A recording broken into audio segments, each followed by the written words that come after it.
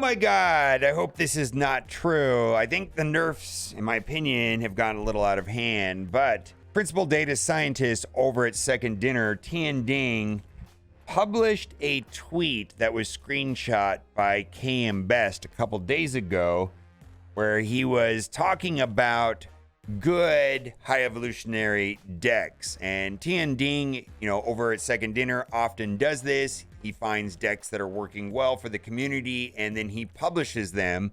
What was strange about this tweet is that it showed Zabu being 2-1.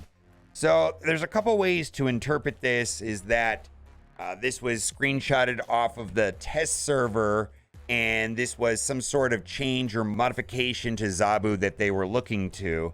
And this has happened in the past. This is not the first time that screenshots have come from the developers' test servers where it showed nerfs in advance where they were going to happen. Now, I don't know if this makes a lot of sense. Like when I look at the stats for Zabu, like I just don't see like Zabu having like crazy play rate.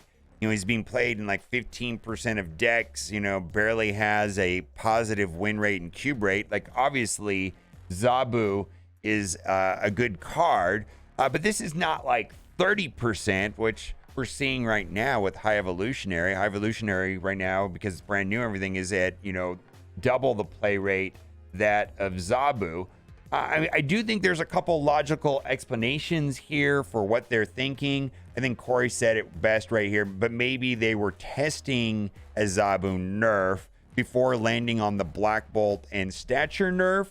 Or was it another way of hitting Darkhawk without hitting Darkhawk itself? Now, I just think that we're in a strange situation where everything is just getting nerfed, and like, would a 2-1 Zabu really matter that much? Probably not. The main purpose, the way I see Zabu, is that it allows you to play a 4-drop early on turn 3. And then on turn 6, you have the opportunity of playing 2 4-drops, which is very nice, right? It's kind of a fun thing to do to hit 2 cards on the last turn. Zabu is definitely an impactful card. Been nerfed drastically once before. But I have to say that maybe this has something to do with the series drop. So they changed the way that the series drops work. They're no longer predictable. They're no longer announcing them. They even said that they may not drop any cards.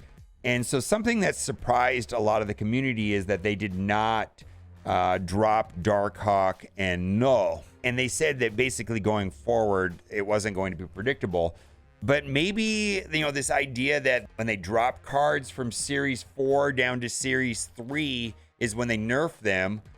They did that to Shuri, you know what I mean? They like immediately before they dropped her from Series 4 to Series 3. So as soon as like all the free-to-play players can get the cards, they nerf them. So maybe that's what they're going to do, is nerf Zabu from a 2-2 to a 2-1.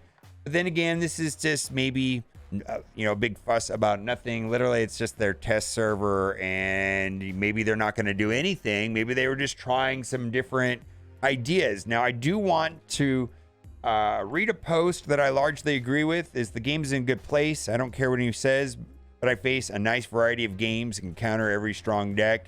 Can we stop with nerfing everything and concentrate more on buffs for forward for a while? This question basically was directly asked to Glenn over at Second Dinner, who largely is the person that is responsible for game balance, and he's also has a very active role with communicating with the community.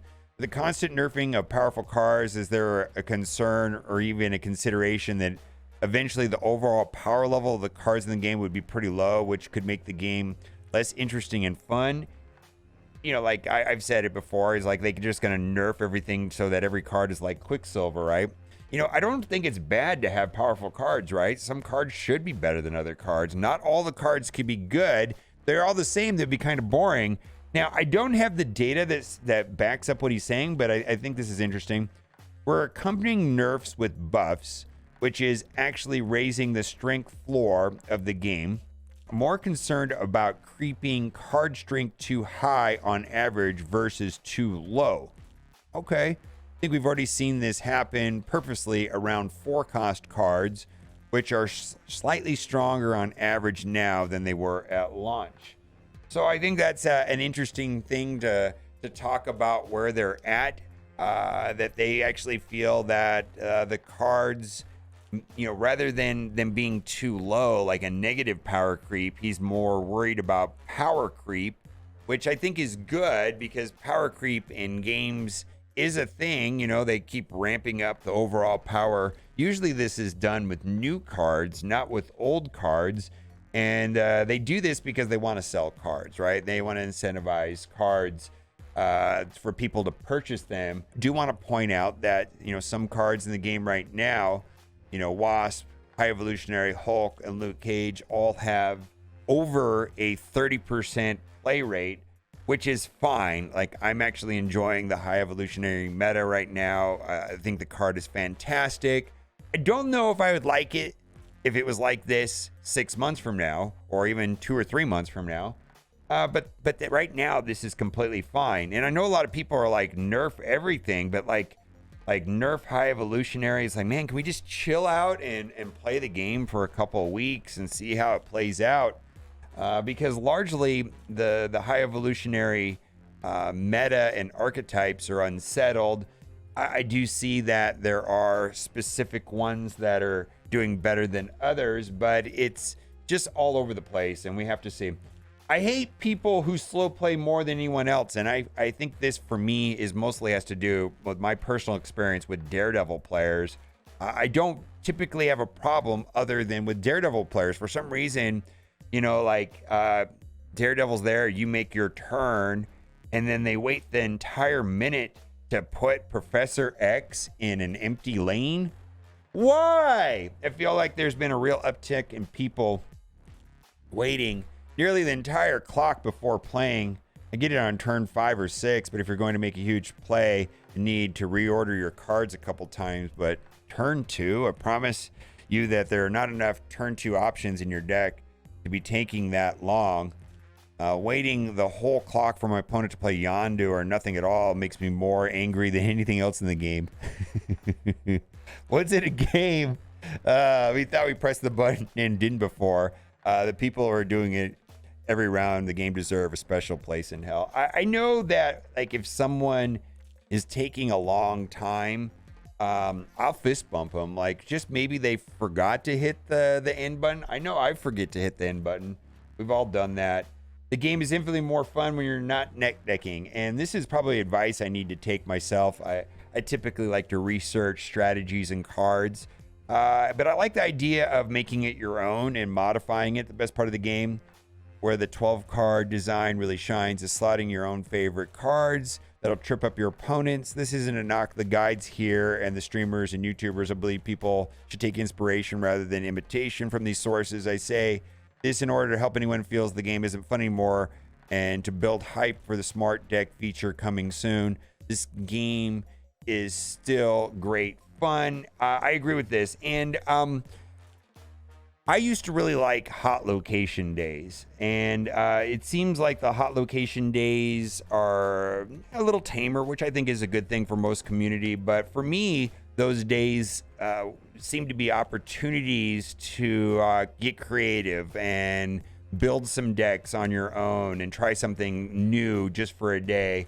Like that one day when there was that bar with no name, or whatever the one is where you wanted to have low points. Dude, I went off with a crazy deck with Quake, and I had so much fun, swapping the locations and forcing them to lose. I do like that. So I think this is advice that I could take for myself. And then lastly, can we get an option to change our frame to whatever we want once we hit Ultra? Yes, please. I think this would be a great option. I do think that, especially if you have like gold background cards, you want to have a gold frame that looks really nice. And, it'd be nice to be able to revert some of the frames that I've already upgraded all the way, because I want everything to look the same, right? And then lastly, I got to give a shout out to Felix.